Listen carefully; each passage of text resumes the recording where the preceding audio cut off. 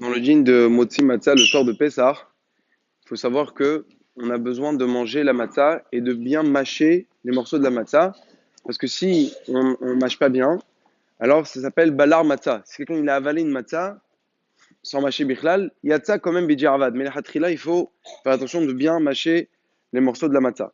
Deuxième halakha, quand on prend la matzah, il faudra la prendre sans accompagnement. Parce que ta matzah barinan, il faut qu'on goûte le goût de la matzah. Et si on va prendre si on va prendre une salade par exemple en même temps, alors automatiquement ça va annuler le goût de la matzah. Et dans Moti Matzah, on a besoin de prendre que de la matzah.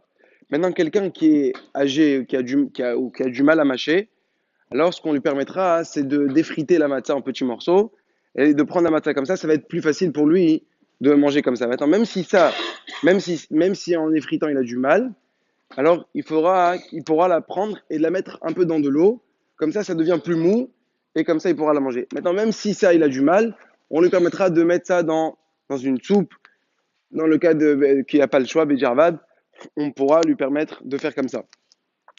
Maintenant, il faut qu'on mange le moti matzah, il faut qu'on le mange les kazejim en 7 minutes et demie. Si on peut, c'est encore mieux en 4 minutes. À part ça, il faut faire attention dans tout le soir de Pessah spécialement, de ne pas parler pendant qu'on mange. Normalement, toute l'année, il faut faire attention, mais encore plus le soir de Pessah, parce que comme on est accoudé, Shalom, il peut avoir un problème de Shemayarjim Krane Leveshet. Donc c'est pour ça qu'il faut faire attention particulièrement de ne pas parler pendant qu'on mange. Un dernier point, on sait que dans la route de Pessah, il y a un dîn spécial qu'il n'y a pas dans les autres Issourim, que le Hametz, il s'annule jamais. Dans tous les autres Issourim, on sait que si il y a 60 fois plus de permis qui s'est mélangé dans quelque chose d'interdit qui est moins que 60 fois plus de choses permis, c'est Batel, ça s'annule.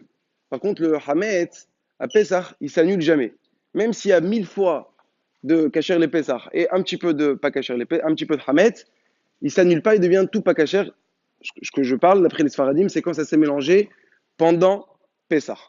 Alors la raison pourquoi, Al-Pip Shat, parce qu'on voit que la Torah, elle a été très mahmir dans le Hametz. D'abord, il a Issour Karet, et à part ça, on voit que c'est Assour à Fil ou Ba'ana. On n'a pas le droit Bichal d'en profiter du Hametz. Alors que dans les autres Issourim, on a vu que même si on n'a pas le droit de manger, plusieurs fois, on voit qu'on a le droit, les paroles, de profiter. Mais là, qu'on voit qu'il y a Issour Karet et qu'on n'a pas le droit d'en profiter, donc comme on a vu que la Torah, elle a été très mahmira, nous aussi, les Hakamim, ils ont été très mahmirim, qu'ils soient jamais batel. Deuxième chose, Al-Pipchat, parce que comme le Hametz, on a tout le temps l'habitude d'en manger, alors il faut qu'on soit complètement, on va s'écarter le maximum du Hametz. Pour qu'on s'écarte le maximum, c'est que même si les mitar rêvent, dans Elef, quand on dit 1000, c'est pas seulement 1000, c'est même dans 1 million. Le Hametz, il est jamais batel. Alors, Alpi, Berdrash, c'est quoi la raison que le Hametz est jamais batel? On dit que le Hametz, il fait référence au Yetzerara. Ce qui a marqué, c'est hors chez Barissa Merakev, c'est que on a envie de faire l'Araboudat Hashem, mais c'est quoi qui nous dérange? C'est le gonflement, c'est le Yetzara, c'est la Gawa. Chez Barissa Merakev, lui, il nous empêche de pouvoir avancer dans l'Araboudat Hashem. Alors là, on vient de nous apprendre que pour gagner le Yetzara, là, à Pessah, on est en train d'enlever le Hamet. Alors pour gagner ce Yetzara-là, il ne faut pas lui laisser même un petit peu d'entrée. Si on lui laisse un petit peu d'entrée, il va finir par tout nous prendre.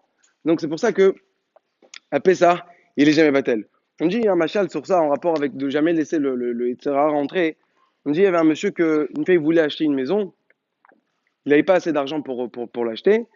Alors il s'est dit j'ai une solution, comment je vais faire? Il est parti chez quelqu'un, il lui a dit est-ce que tu peux me vendre le périmètre d'un clou chez toi à la maison? On peut même pas définir ça en mètres. Est-ce que tu peux me laisser juste, tu me vends un petit endroit chez toi à la maison, je fais rentrer un clou, ça à moi, personne ne touche, et comme ça, quand je veux poser mes affaires, mettre mon chapeau, enlever mon chapeau, tu me laisses rentrer comme je veux. Alors le vendeur, celui qui est parti le voir pour le propriétaire de la maison, il dit, bon, moi ça me coûte rien, toi ça te fait du bien, je te laisse. Il le laisse rentrer. Une fois qu'ils ont signé les papiers, etc., qu'il a vendu un clou chez lui à la maison, le périmètre d'un clou, il voit que depuis ce moment-là, il n'a plus de menorah, ni le jour ni la nuit. Il revient 2 minutes après, il lui dit voilà, je vais prendre mon chapeau. 2 minutes après, il dit je vais le remettre. 3 minutes après, je vais mettre un sac. Il doit rester tout le temps à la maison et il doit l'ouvrir à chaque fois parce que dans le contrat, il est marqué qu'il lui a vendu un clou. Après ça, donc il a vu qu'il n'y avait plus rien à faire. Il était obligé, il a vu qu'il a gagné dans sa vente, qu'est-ce il a été obligé de faire une nouvelle porte spécialement pour lui, comme ça il arrête de le déranger, il ouvre quand il veut, il sort quand il veut.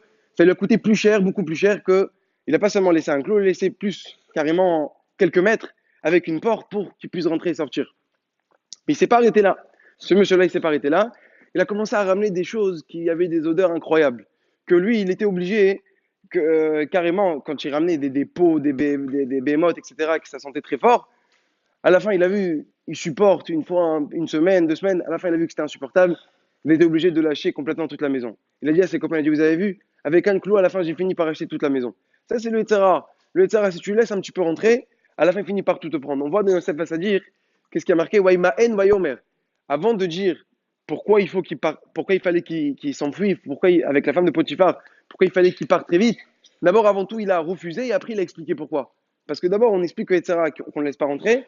Et après, on peut expliquer. Mais si on commence à expliquer, on laisse un petit peu rentrer, là, Hazeshalom, il risque de nous gagner. Donc c'est pour ça que le Hametz, d'après le Derdash, on a dit, le Hametz, il n'est jamais batel, un philo be'elef.